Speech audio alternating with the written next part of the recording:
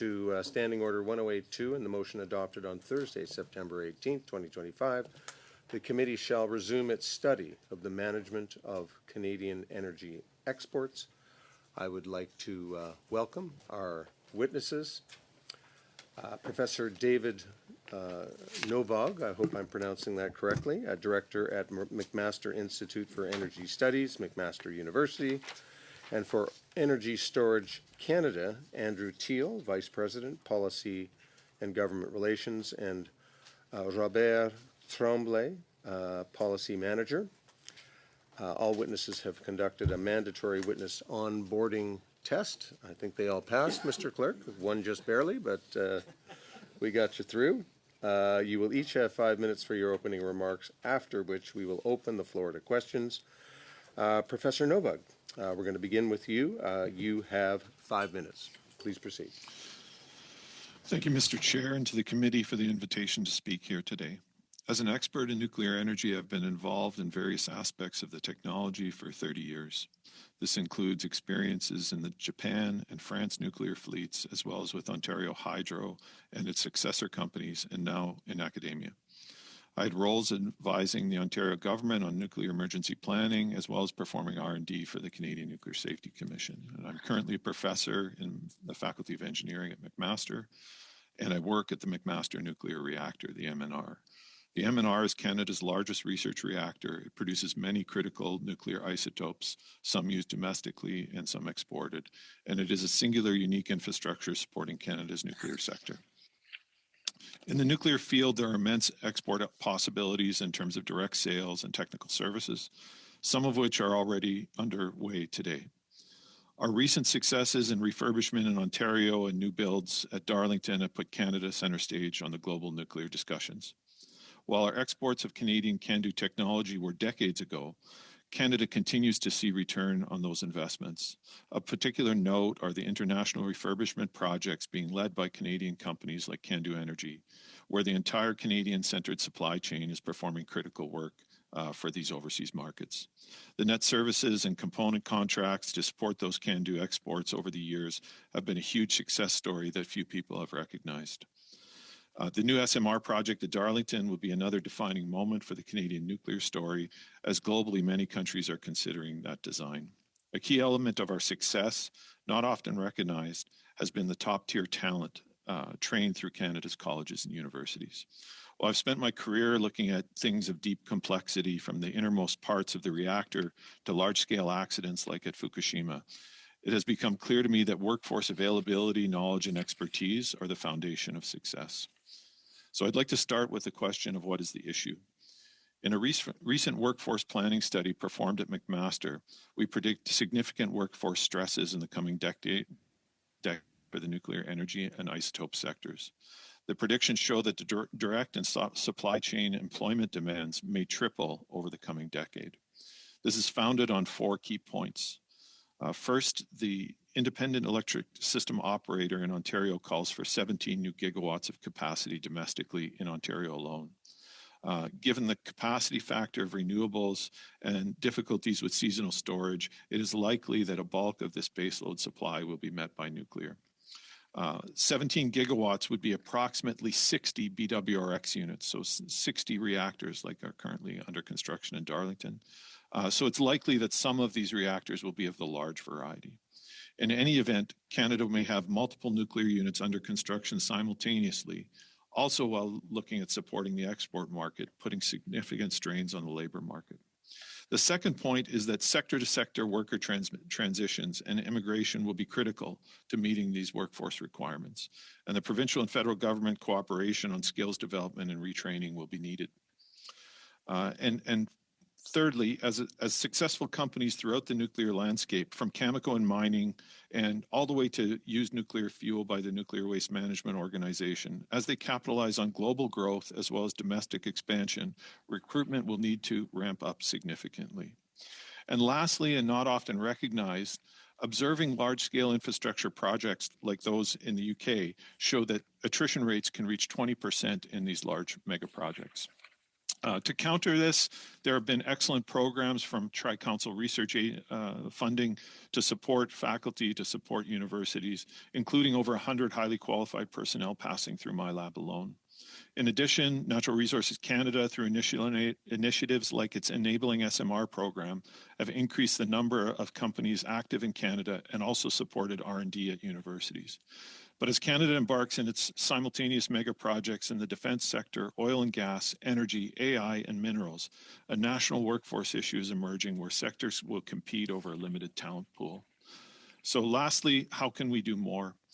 Recent announcements by the federal government on the Canada Impact Plus chair is a promising start. This will bring hundreds of world-leading talent to universities and will also fund a large number of new students in these areas. Additional short-term actions, for example, enhancing support programs like the Canada Research Chair Program or transitioning the enabling NRCan programs to large reactor builds would certainly help. Finally, working with provincial leaders to establish sustained, targeted, and direct funding to grow training programs and facilities like McMaster's reactor is desperately needed. Urgent response now is needed to meet the future demand. I'm happy to take questions related to the workforce study, nuclear expansion, or nuclear sector in general. Thank you to the member committee for their time. Thank you, Professor Novak. And we're now going to go on to Mr. Teal. You have 5 minutes. Thank you, Chair, and thank you to members of the committee for the opportunity to appear today. My name is Andrew Teal, Vice President of Policy and GR at Energy Storage Canada. I'm also joined by my colleague, Robert Tremblay, ESC Policy Manager. Energy Storage Canada is the national association representing companies involved in the development, manufacturing, integration, and operation of energy storage technologies across the country. Today, I want to focus on 3 core messages for you.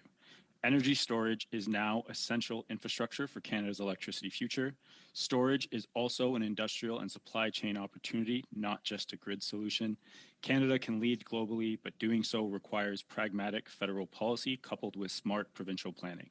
Canada's electricity system is undergoing rapid transformation. With rising demand, increasing reliability pressures, energy storage provides firm capacity, flexible dispatchability, and critical reliability services. Canada's storage market is also accelerating quickly. Ontario has more than 2,800 megawatts of storage under contract or construction, one of the largest procurement pipelines in North America, and other provinces are also moving forward. Quebec has identified over 1,200 megawatts of opportunity. Alberta has currently deployed over 200 megawatts of storage and is looking to procure up to 750 megawatts of new storage in the next 2 years. Storage is also becoming one of the most important clean industrial opportunities of this decade. Canada is increasingly shifting beyond vehicle assembly toward the core battery supply chain, including battery cells and modules, grid-scale storage systems, long-duration storage technologies, and recycling and critical mineral recovery. The initial EV investment established in Ontario as an auto transition hub. The next phase is a deeper dive into the battery value supply chain where economic value, security relevance, and export potential are much higher. Grid-scale storage demand can become a stable domestic anchor for manufacturing capacity, even as EV markets face cyclical uncertainty. As we look ahead, one of the fastest growing demand drivers for storage is AI and advanced computing. These step load increases can take tens or even hundreds of megawatts at single sites. Transmission expansion can take up to 10 years, while storage systems can be deployed and permitted within 2 to 4. Storage creates room for economic opportunity while deferring costly upgrades and supporting industrial and compute investment. Storage also strengthens Canada's electricity trade potential. Interties are essential infrastructure, but they are only as valuable as the flexibility behind them. Storage allows provinces to absorb energy during low demand periods and discharge during peaks, making interties more firm, controllable, and economically valuable. This supports Canada's ability to export clean electricity at the right time. Canada already has a diverse group of storage technology leaders and OEMs, including Invinity in British Columbia, manufacturing vanadium flow batteries, Hydrostore in Ontario, leading globally in compressed air storage, eZinc, developing zinc-based long-duration storage solutions, and Evlo, a company backed by Hydro-Quebec, strengthening domestic battery systems integration. This diversity matters. Canada is not just importing storage, we are building expertise. At the same time, it is critical to acknowledge near-term supply chain realities. Battery supply chains remain globally concentrated, particularly for cells, subcomponents, and processed critical minerals. Even leading North American OEMs still rely on international inputs in the near term. Canada cannot flip a switch overnight to full domestic sourcing without risking delays, cost increases, and potential reliability impacts. This brings us to energy security. ESC supports the principle of excluding high-risk foreign enterprises from participation in Canadian energy procurements consistent with global best practices. However, these restrictions must be designed carefully, and abrupt or poorly designed measures could delay projects, raise costs, or undermine local and Indigenous participation. ESC recommends a risk-based, non-retroactive transition framework, a clear, targeted, state-owned enterprise definition based on ownership and control thresholds, no retroactive application to existing contract projects, and a phased implementation plan starting with cyber-sensitive components. Cybersecurity risk management is not starting from scratch. Utilities and regulators already impose standards through interconnection requirements, procurement controls, remote access restrictions, firmware management, and testing and certification. The question is how to build on this foundation in a smart and targeted way. The federal government has a central role to ensuring Canada captures the full economic value of storage while protecting its energy security. ESC's recommendations are therefore the following. First, optimize investment tax credits. Second, expand deployment programs. Third, pair restrictions with industrial policy. Restrictions alone do not build supply chains. Industrial policy does. ESC recommends a targeted federal storage supply chain fund, incentives, and focused on domestic content bonuses, not restrictions. In closing, energy storage is essential to Canada's electricity future and a major industrial opportunity if done correctly. With clear investment signals, smart supply chain security measures, and coordinated federal incentives, storage can strengthen reliability, lower costs, support reconciliation outcomes with Indigenous populations, and position Canada as a global leader and energy superpower. Thank you, Chair. I look forward to your questions. Well, thank you to our presenters this morning. Very clear, very concise, which we appreciate. And we will now go to questions. And we are going to start, as we usually do, with Mr. Tucker. Mr. Tucker. Thank you, Chair, and thank you for our witnesses. We hear a lot about Mark Carney claiming that we're becoming this energy superpower as a nation. Can we become an energy superpower without energy storage, Mr. Teal?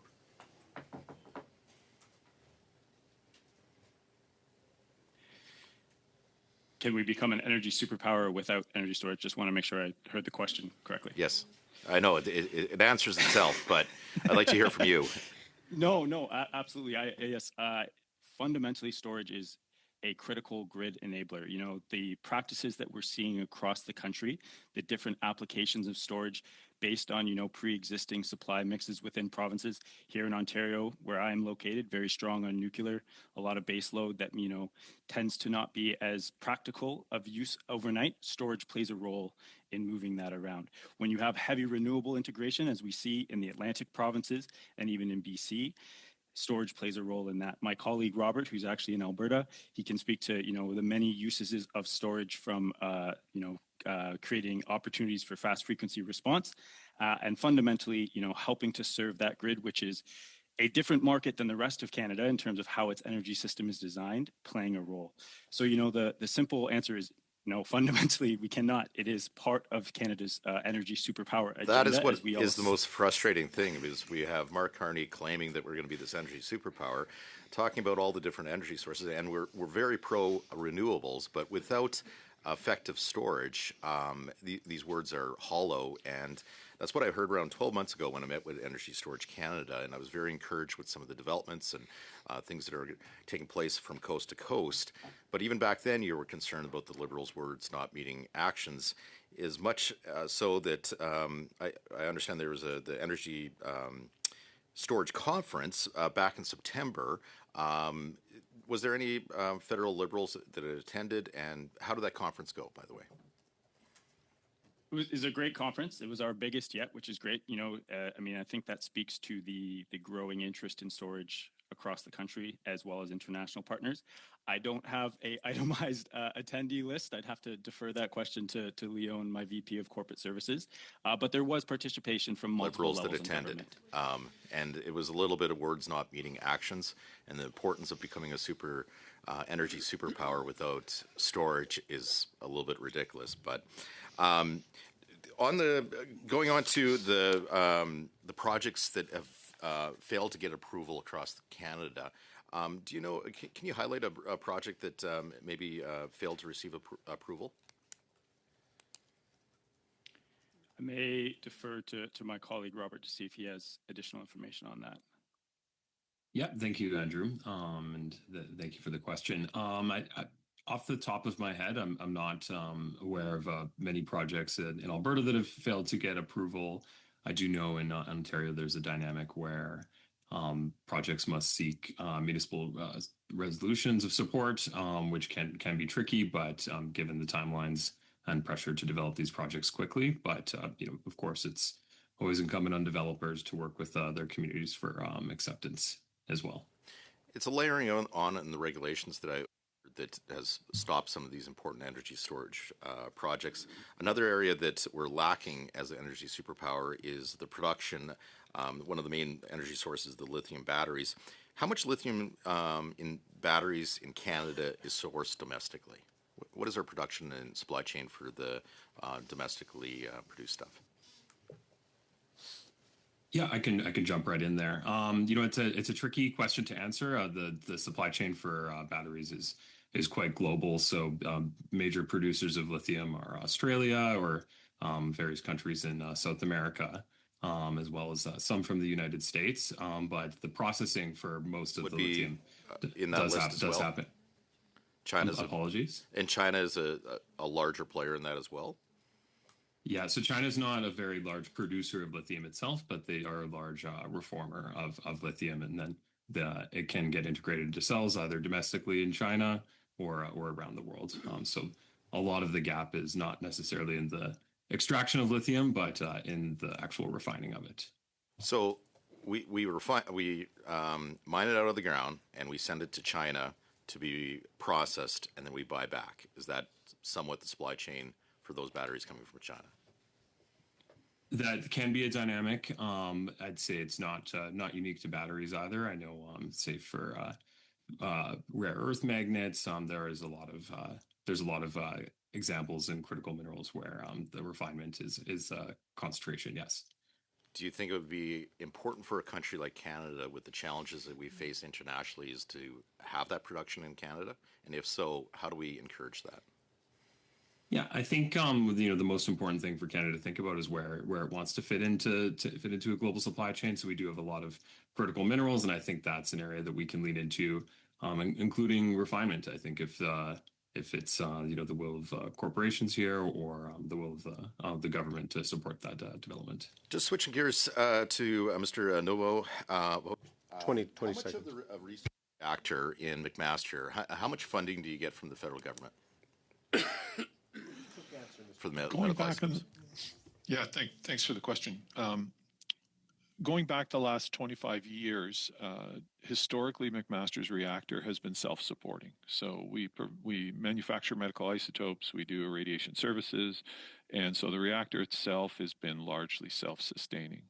There have been recent investments for us to, sort of one-time increase our radioisotope production, increase hours of operation. But in terms of sustained funding, it is a struggle for the reactor on a yearly basis to make sure that we're at least a cost-neutral revenue center within the university. Thank you both. Mr. Gay, you have 6 minutes. Thank you, Mr. Chair, and thank you to the witness for being with us. Mr. Novak, I'm going to start with you. In a 2023 poll by Ipsos, it found that 62% of Canadians agreed nuclear energy can help Canada meet its climate change goals. So how can we, and you talked about the labor shortage going on right now, but more broadly, how can we take advantage of that and Canadians' willingness to give nuclear energy a fair shot again?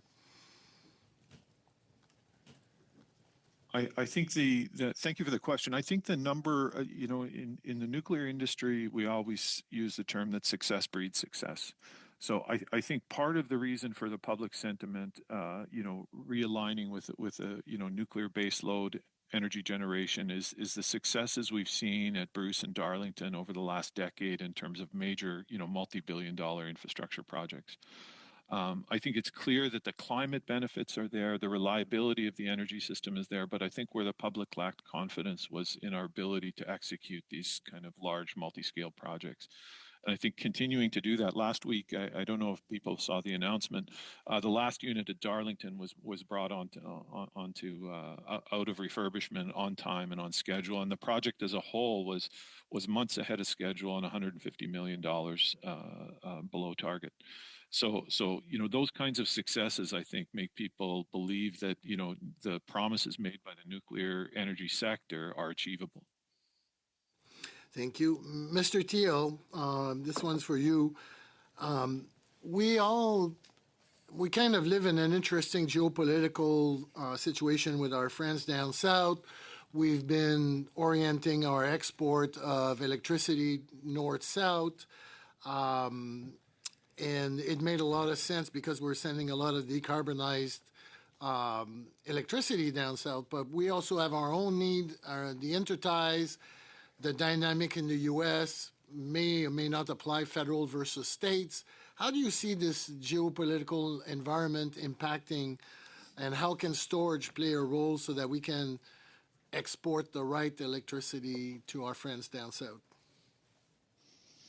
Yeah, I think maybe what I'll start by touching on is the support of storage for interties. You correctly mentioned, we previously traded a lot of energy north and south, and fundamentally moving forward, that will probably still be the case. But what has become, in clearer focus is the opportunities to trade energy east and west. And storage supports interties by making trade more reliable and more valuable. Interties are strongest when you can move power at the right time, not just when it is available. And that is fundamentally one of the key principles of storage. And the fact that it can be deployed in such a short and timely construction timeline allows you to deploy it where it is most beneficial to the system. Think about, interconnection points that oftentimes have a lot of energy congestion, too many electrons going on the node. So deploying storage strategically allows you to make better use of the existing infrastructure from an interties perspective, but also leverage it, as new transmission comes on board. I think, just to maybe comment quickly on the international uncertainty that we face when it comes to trade and tariffs is that fundamentally, the energy question that we have to have energy security here in Ontario, or in Canada, is of critical importance to us at Energy Storage Canada. And how we see organizations and in my home province of Ontario moving from EV manufacturing to grid battery cell manufacturing is an example of developing that robust domestic supply chain to ensure that we have the opportunity for energy security in the future. I was also interested, Mr. Teal, by your recommendation at the end, and I'm going to ask to elaborate a little more, but if we run out of time, I invite you to submit to the committee so that we can actually include it. But talk to me a little bit about when you suggested to optimize tax credit, if you want to elaborate, and also I got the sense that you were encouraging carrots instead of sticks on the restriction versus encouraging with measure for the Canadian content of the supply chain.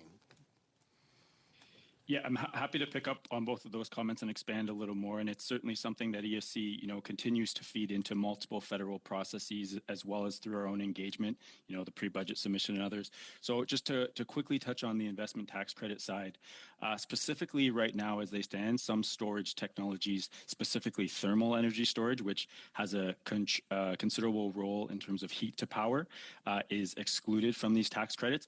And what that means is that, storage in and of itself and the many opportunities presented by the various types of storage technology beyond just grid scale benefits are not eligible for the suite of tax credits that, could fundamentally reshape how we make some of our energy decisions. On the restrictions piece, in the federal budget in November, we saw a nod towards the opportunities for domestic content provisions in projects. ESC, obviously, as I stated in my remarks, is very supportive of, pursuing a domestic supply chain, but we cannot risk current projects that are, underway, securing resources for their projects and have implementation timelines that, could be impacted by decisions that change the project dynamics over a short period of time. So the way that ESC has often approached this challenge, and, it's certainly something that has come up across multiple provinces, is how do we do this in a phased way that allows for projects to continue while fundamentally supporting a future growth scenario for the resources. So, there are certain components that, could be secured domestically at a much easier or in a much shorter timeline. Those are the ones that we would encourage the government to focus on first, and then we, kind of phase in further domestic content adoption over a longer period of time. Thank you. Thank you both. That's your time, Mr. Gay, and we're now going to move on to Monsieur Sima. 6 minutes. Merci, messieurs. Je veux juste m'assurer. 6 minutes. Thank you. Thank you. I just want to make sure you can hear the interpretation properly. And then my time will start after that. Just making sure. All right. Excellent. Mr. Teal, a quick question for you. You talked during your opening remarks about the short-term reality, and you mentioned the prime materials that are required for battery storage. And I, of course, see a link between that and critical minerals. During a study of this committee, we heard about a project from rare earths, and we heard about how difficult it is to be able to mine them, and there are many points that are required for that to be able to happen. So I'd like to hear more about those base commodities so that we can try to improve the procurement chain here in Canada. Of course, there are rare earths and others, but how can we improve our value chain in terms of storage? Could you tell us more about that? Yeah, I may direct this question to my colleague Robert, who's a little bit more familiar with that specific subject matter than I am. Yes, absolutely. So I think, when we're thinking about lithium batteries, there's, various minerals that can be in them. So lithium, nickel, manganese, cobalt, iron, and I think Canada has a large landmass with lots of minerals, and we already do an input into battery supply chains, especially when considering nickel and iron. I think you're correct that I think rare earths can be tricky to extract and tricky to process, as I'd mentioned to a previous questioner, a previous member of the committee, I should say. A lot of the processing and refinement for the minerals is concentrated. So I think that is an aspect where if the supply chain, more of the value chain can be domesticated, that's an area where I think we already are seeing a lot of domestication, both in Canada and globally, is also in the assembly of battery energy storage systems. So Andrew mentioned Evlo, which is a company that does assembly in Quebec, and there are numerous in the United States and Europe that also are doing assembly of cells. So we can think of that as very analogous to auto assembly and auto manufacturing. Merci beaucoup, Monsieur Tremblay. Thank you very much, Mr. Tremblay. Sorry, I'm going to have to speak quickly to a motion. I'm so sorry to interrupt you, but if you could send us some information, additional information in writing on that issue of the supply chain, that would be great. Thank you. Mr. Chair, I want to talk about a motion that was tabled last September. You've seen the particular situation surrounding Domtar, which bought a few years ago Produits Forestiers Irrésolus through Agent Alton Pulp and Paper through that international company. So we asked for Mr. Jackson to appear to speak. That was what our motion was. And we were told that those facilities would be maintained here in Canada, but things are moving quickly. We have done a study on the forestry sector. We know that things are difficult. However, I think the biggest company in that sector in Quebec needs to answer our questions and appear before committee, and that's why I want to table the following motion. Given that Mr. Jackson Wijaya has appeared numerous times or been invited numerous times to appear before the committee, and because the Domtar plant in certain areas in Quebec have closed, and because the company had announced an investment plan over the past few months that pursuant to 108.2, that we asked the owner of Agent Pulp and Paper and only sole shareholder for Domtar appear before the committee to tell us about what they are going to do about their facilities in Quebec and in Canada, and that a report be prepared and tabled in the House pursuant to Section 109, and that we prepare that report. I know that there were discussions beforehand. I know that my colleague Corey might have a few changes to make. But it's something we talked about, so I don't see any objections. I just want to take 2 or 3 seconds to give you some context.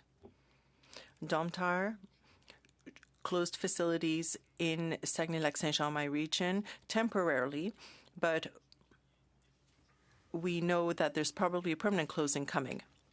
That does not mesh with what we were told in the past.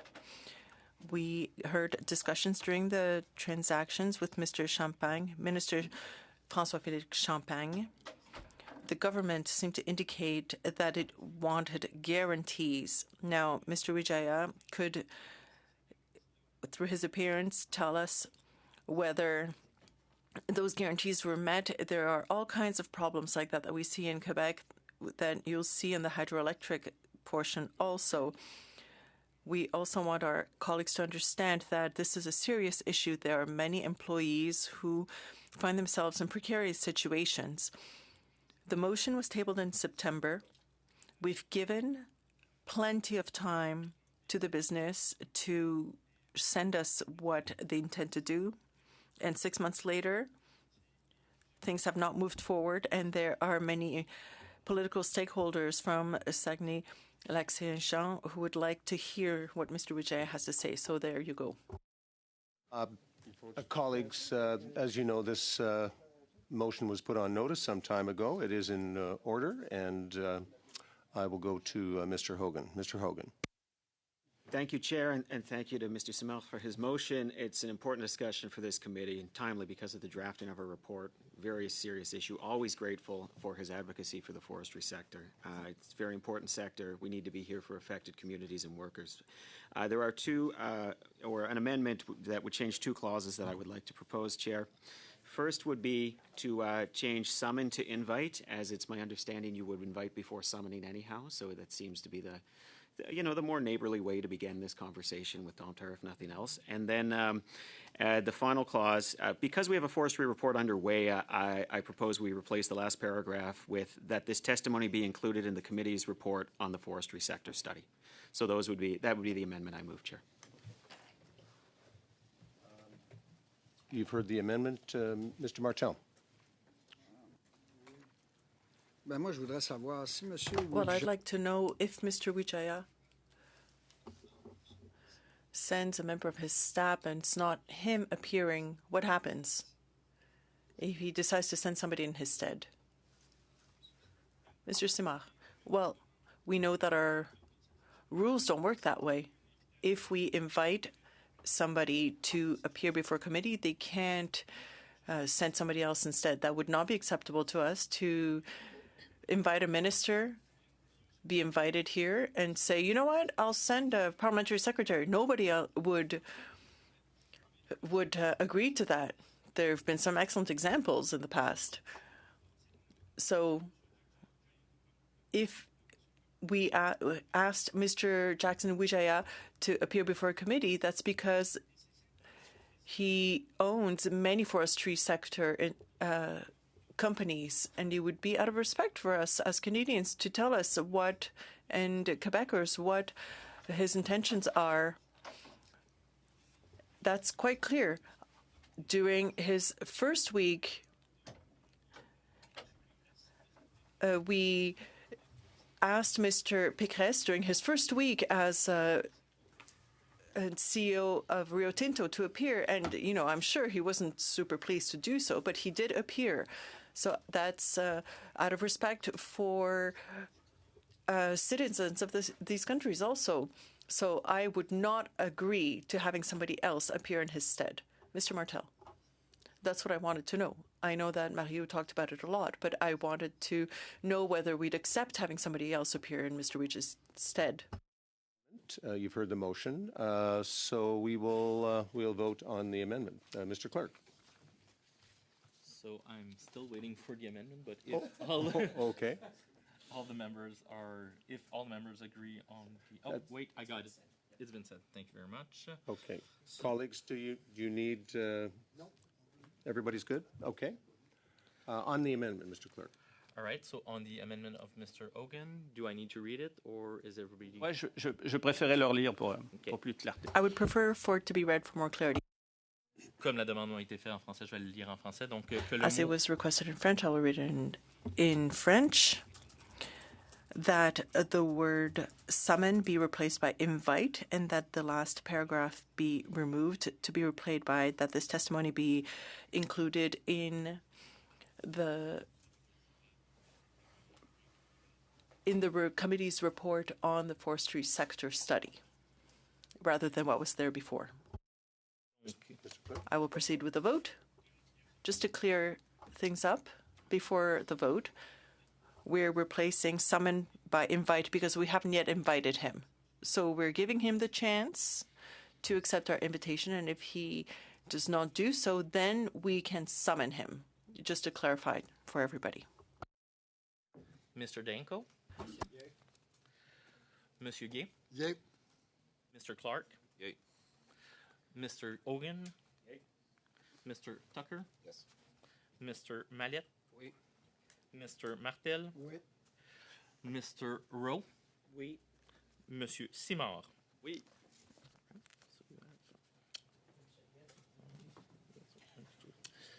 Unanimous? Oui. So we go to the main motion. So, well, you need to say that the amendment is adopted. Oh. The amendment is adopted. Now we'll go to the amended motion. Mr. Danko? Yeah, it's on. A quick question on the jurisdiction of this committee to summon or invite witnesses. So I'm not sure where this individual lives. I think he's overseas. Just so I'm clear what I'm voting on here, the jurisdiction of this committee to invite and summon witnesses, it can be anyone in the world? How does that work? That sounds like a question for the clerk. Mr. Clerk? The witness needs to be on Canadian soil to be summoned, but he can be invited from anywhere around the world. Okay. And just a follow-up to that. What are the repercussions if they choose not to attend?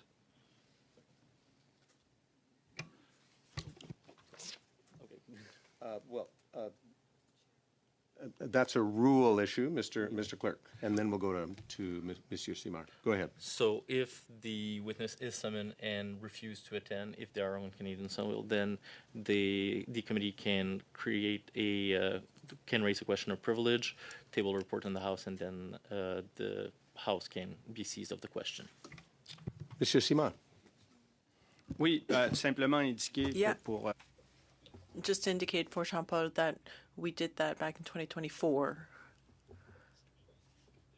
We didn't get to the end of the whole exercise because Domtar gave us explanations that satisfied us at the time, but Mr. Wijaya refused, and if he were to set foot on Canadian soil, we could have summoned him to appear before the committee. But, we often invite people who don't live in Canada. The Foreign Affairs Committee does this all the time. Welcome, Monsieur Brunel Desep, as an observer today. But Mr. Clerk, I think we're ready for the amended motion vote. All right, so on the motion as amended, does the committee want me to read the motion as amended? No? Perfect. So, Mr. Danko? Yay. Mr. Gay? Oui. Mr. Clark? Oui. Mr. Hogan? Mr. Tucker? Yes. Mr. Mallette? Oui. Mr. Martel? Oui. Mr. Rowe? Oui. Monsieur Simard? The amended motion is passed. Thank you, colleagues. We will now go back to our delegations. And Monsieur Simard, you have 3 minutes and 20 seconds left on your Oui, time. merci beaucoup. We may have to condense a little Oui. bit, colleagues, at the ends because we've taken some time, but please proceed. Allez-y. Oui, désolé pour le contre. Yes, sorry to having to stop time and so on. It's not out of lack of respect, that's right, lack of respect, because we really do respect your expertise and everything you have to say. So, Mr. Teal, earlier you talked about the tax credits that are given for clean energy. And from what I understood, storage energy and storage capacity is not included. That's what you stated to Claude, correct? So most storage technologies or some storage technologies are included, specifically thermal energy storage, which is, a same principle, but just a different application, primarily for industrial heat and power, is actually not included in the current suite of tax credits. It's, I could get into, all the digging that we've done as to how we got there, but it just seems to be, at the time when the tax credits were initially designed, the technology maybe was not at the readiness level in order to be included, and therefore was excluded. And as we've worked through the process, to get these passed and implemented into legislation, it just hasn't yet gotten to the point where it is now included. So we've been advocating and doing, our due diligence with ministries on for the past number of years to hopefully push that change forward. My colleague Robert can speak to specifically how the technology is utilized. It's has a strong business case in Alberta, so I'll turn it over to him there. Yes, thank you, Andrew. So thermal energy storage is very similar to batteries or the kinds of electrical energy storage you would think of, except that it takes in electricity, but then it outputs the energy as useful heat instead of electricity back onto the grid. So the gap we're seeing in the Clean Economy ITCs is that in the explanatory notes to the Income Tax Act, the definition of energy storage specifically categorizes energy storage as electricity in, electricity out. And this is in contrast to other technologies, say like biomass, nuclear, concentrated solar thermal, carbon capture and storage, which all allow for electricity or heat out. So what the change we're seeking is for energy storage to be given the same treatment and allow it for also to be electricity or heat out. And thermal energy storage is predominantly used to provide electricity based as heat in industrial systems or district heating systems. Si vous êtes en mesure de déposer. Could you send us some complementary information in writing for purposes of drafting our report? That would be quite useful. And in closing, if you have any information on what's required in developing the critical minerals sector and also in terms of storage, we have what's happening in China and so on. If you could provide us with a written brief, that would be very important, with a specific portion on the value chain and short-term viability. Okay.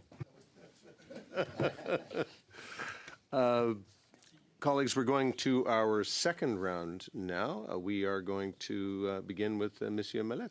5 minutes. Oui, merci, Monsieur le Président. Thank you, Mr. Chair. So, as you know, Northern Ontario's mining sector is expanding, which is increasing the demand for electrification. How can energy storage support large industrial loads while maintaining stable cost?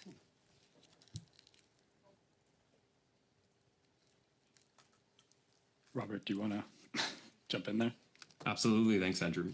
So one of the main drivers of cost on the electrical system is peak demand. So you'll need more wires to serve more peak demand. And as we're electrifying, that's adding more demand onto the grid. And presumably the mines and the mining sector, all else equal, would like to be on during peak as well. So the way energy storage helps with this is by having storage, whether it's electrical or thermal behind the meter. This is something that's quite common in Ontario already through the Industrial Conservation Initiative program. It allows those facilities during peak times to be powered by their energy storage instead of being powered by the grid. And that reduces peak demand and reduces costs for ratepayers by reducing the need for more wires. Do current regulations, you can talk a little bit more about that. Do current regulations and utility rate structures reward mines for deploying storage, or do they create barriers? It varies by province. So Ontario has a fairly mature program, again, called the ICI program, or the Industrial Conservation Initiative, which does reward demand responsiveness during peak times. In my home province of Alberta, we're currently reforming our electricity rate structure, and that's something certainly that we're advocating for in the form of demand charges here. But it really does vary province by province. I think in many Crown provinces, the electricity rates traditionally have been a lot simpler, for sake of their electricity systems being simpler in form of regulation. So there's definitely work to do, but there is a good example here in Ontario.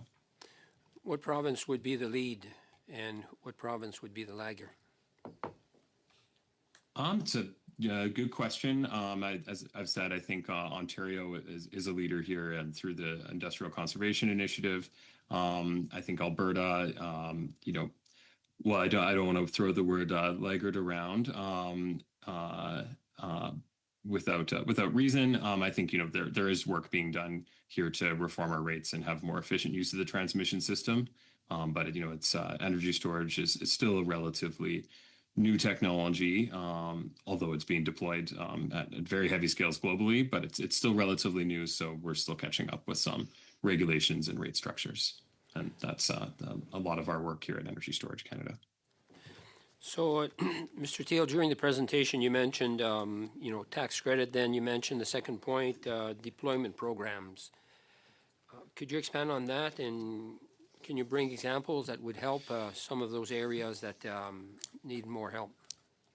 Yeah, absolutely. So one program that has been particularly relevant to our members in terms of deployment of projects and assisting in trying to move things along has been the SREP program, as well as programs through the Canadian Infrastructure Bank. So those fundamentally have served an incredible means to get storage projects deployed.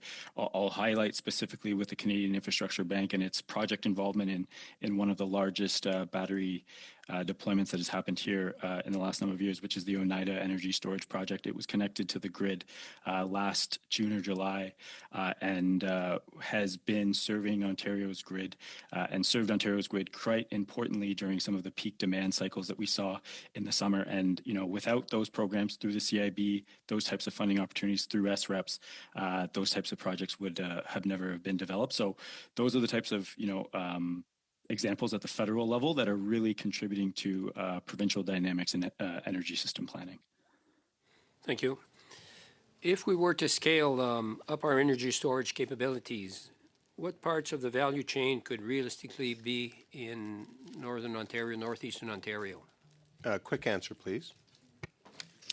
Yeah, absolutely. So I think, right now in real time, we are seeing a pivot, from some EV auto transition manufacturing to grid scale battery development. The next door, I believe that's the correct name, an LG project here in Ontario with Stellantis was an example of that.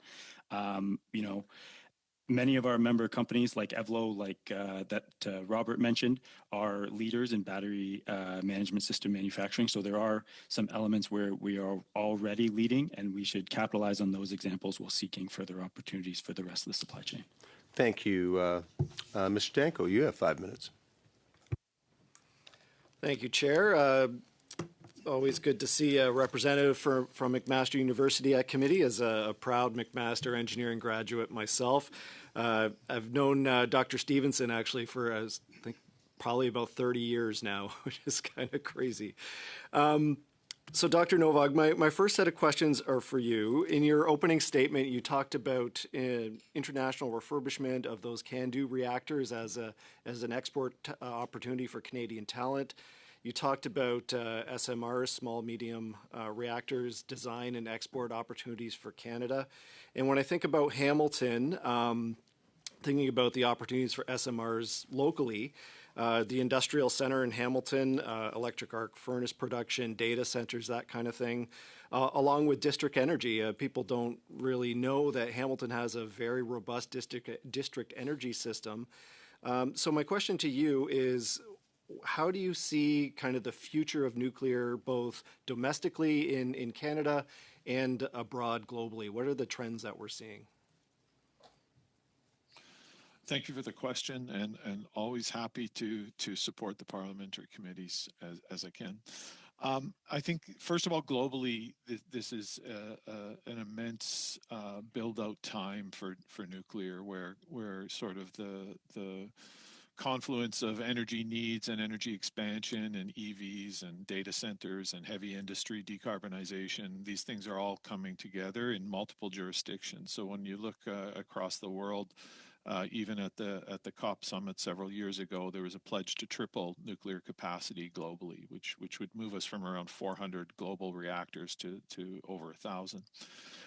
So certainly globally there will be a large amount of construction, and predominantly in the existing nuclear countries like France, UK, Canada, United States, and Asia.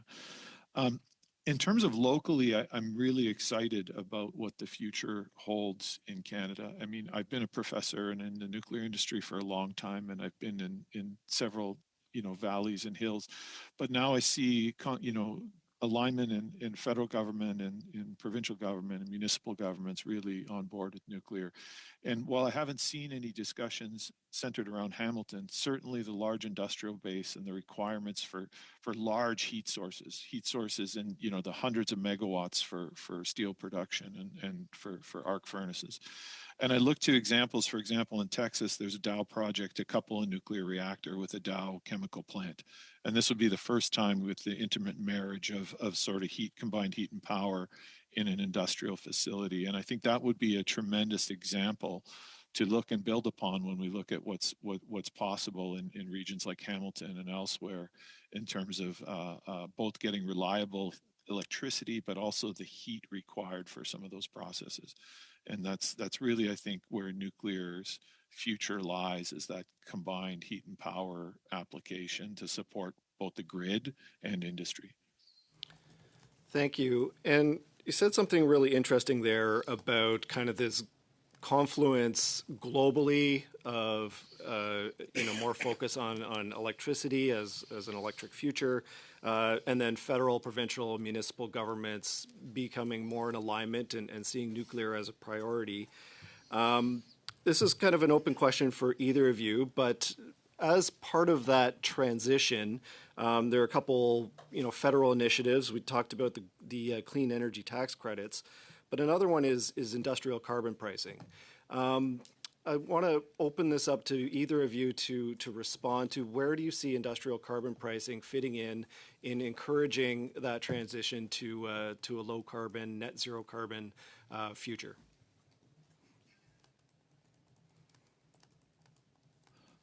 Maybe I'll take that first. I think it was even said earlier that our experience globally, when we look at deep decarbonization targets through taxes alone, in places like France, where there's large public discord as a result of increasing energy prices, certainly I think the carrot will be the route to success and less the stick. So I think looking at incentivizing decarbonization as opposed to taxation will help to keep public, with their eyes on the prize rather than getting discouraged from another form of sort of inflation.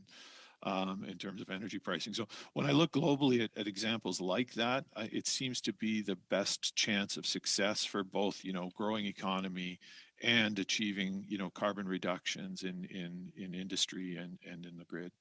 Yeah, that's all the time we have for you, Mr. Danko. And Mr. Teal, you can work something into one of your future answers if you wish. Colleagues, we have 3 more slots to go. Monsieur Simard, then Mr. Millette and Mr. Hogan.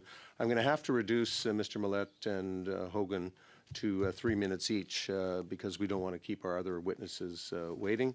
But we're going to start with Monsieur Simard, 2.5 minutes. Allez-y. Merci. Thank you very much. I don't want to get rhetorical, talking about whether Canada can be an energy superpower. Some witnesses have answered that question, for example, last week. But, Mr. Teal, one of my questions would be where Canada is on the energy storage front. I see it as an advantage that we have a huge player as Hydro-Québec that has expertise, that has developed expertise for hydroelectricity, and that it continues to develop technology around that. But on your end, I don't know if you have some models, but where is Canada in terms of supply chains? Compared to the U.S., for example, how about opportunities that we can see through the supply chain? I asked you about critical minerals earlier. I'll let you give us an answer, but I don't want to offload our work. But if you could give the committee some kind of table, perhaps, to explain where we are on that scale for the value chain, what our advantages and opportunities are, and possibly what some of our challenges are in Canada, that would allow us to think about things more deeply during the drafting of our report. I'll let you answer. Yeah, happy to follow up with some of that information. As we've dug into provincial level policy here across Canada, some governments have already been tackling that issue of supply chain management and what opportunities exist. So I'm happy to provide. I have some detailed infographics and things like that as you guys prepare your report, we can certainly provide. And I did want to also take this opportunity, if I can, to hand it over to my colleague Robert to comment on the OBPS question that was raised previously as well. Absolutely. So industrial carbon pricing, I think from our perspective, is a really important aspect in correctly kind of incentivizing energy storage deployment. So especially in market-based electricity systems like Ontario and Alberta, the OBPS, I think, correctly prices different kinds of generations. So say natural gas or energy storage or nuclear, and properly values the cleanliness that some of those technologies bring. I think when you compare to jurisdictions that don't have carbon pricing, like for example, the US, what we see there is that there'll be deeper tax credits and more subsidy that is used instead. So kind of almost a reverse carbon price that will require more spending on the part of the government. Thank you. Thank you. And thank you. Yeah. Thank you. Monsieur Millette, 3 minutes. Mr. Millette, 3 minutes. So with the renewable and nuclear set to supply 50% of the world's electricity demands by 2030, how can Canada leverage its nuclear energy capabilities to attract global markets? I think one place, I look at the energy picture as a whole, energy demand across multiple sectors in terms of thermal energy, electricity energy. And one thing I tell my students and I tell people when I talk to them is no single technology will be able to meet the demands that are coming in a clean and reliable manner. It's going to take a mixture of large baseload generation like hydro in Quebec, nuclear in Ontario, combined with battery storage and renewables.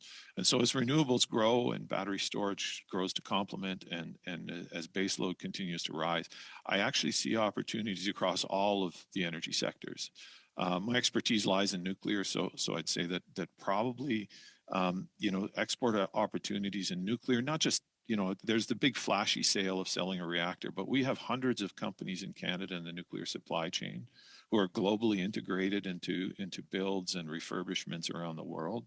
And I think the support for those companies is really going to be a key for ensuring their success as nuclear doubles or triples over the coming decades. On that same line, do you think we should focus on our mining and exporting of uranium,